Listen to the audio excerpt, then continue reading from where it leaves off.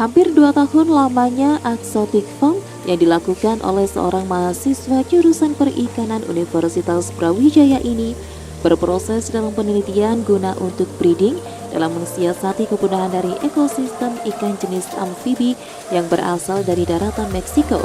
Tepatnya di tahun 2020 lalu, Dava, seorang mahasiswa yang hobi dengan jenis ikan hias ini, memulai breeding dan tergolong berhasil membudidayakan ikan jenis amfibi yang memiliki nama khas axolotl.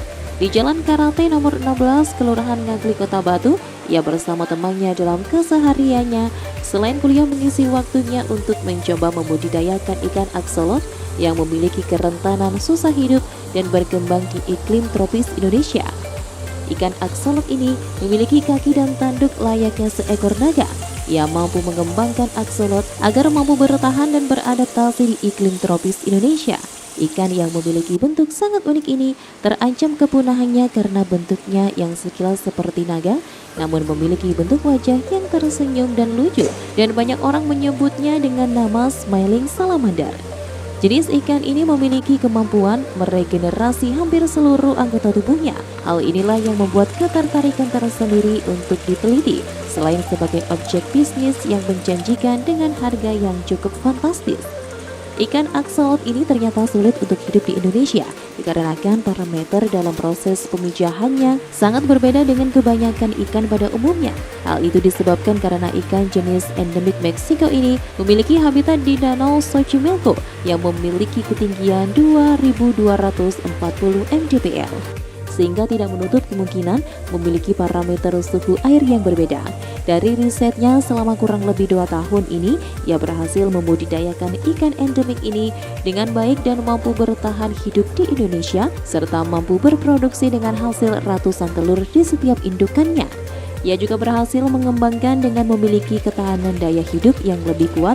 Hal ini disebabkan karena ikan axolotl berhasil beradaptif dengan parameter suhu air yang ada di Indonesia dan layak untuk dipelihara selain sebagai hobi dan hiasan bagi pecinta ikan hias di Kota Malang. Dari breeding yang dilakukan Dava saat ini, ia memiliki 8 jenis ikan axolotl, di antara lain jenis axolotl albino, axolotl tiger, axolotl golden, axolotl rexwolf, dan masih ada jenis lainnya yang akan dikembangkan di tempat ini, mengingat jenis ikan ini berpotensi untuk melahirkan jenis baru. Sementara ini hanya 5 jenis yang ia kembangkan dan diutamakan. Jenis ikan ini perawatannya tergolong sangat mudah, juga bisa menjadi pilihan yang tepat untuk dipelihara dan dimiliki di rumah. Dalam perawatannya, ikan ini cukup diletakkan dalam akuarium menggunakan water chiller yang berfungsi memanipulasi parameter suhu. Sebab ikan axolotl ini membutuhkan suhu kurang lebih 18 hingga 20 derajat guna memijahnya, serta dibutuhkan suhu 16 hingga 28 derajat sebagai kelangsungan hidupnya. Di saat pembesarannya dengan perlahan, suhu akan dinaikkan dengan tujuan agar ikan bisa beradaptasi dengan suhu tropis. Hasil budidaya di tempat ini memiliki kualitas yang tinggi. Jika dibandingkan axolotl luar yang diimpor, hal ini dirasa mampu menembus pasar ekspor yang nantinya juga akan mengangkat perikanan di Indonesia. Hingga saat ini permintaan ikan axolotl di tempatnya tergolong sangat tinggi, baik di pasaran domestik maupun mancanegara. Sementara ini, ia memasarkan hasil breedingnya melalui media sosial yang ia miliki.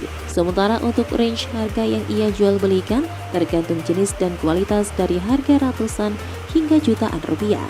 Jadi sebenarnya jadi axolotl ini atau mungkin bahasa latinnya itu Ambystoma mexicanum, itu komoditi asli dari Meksiko.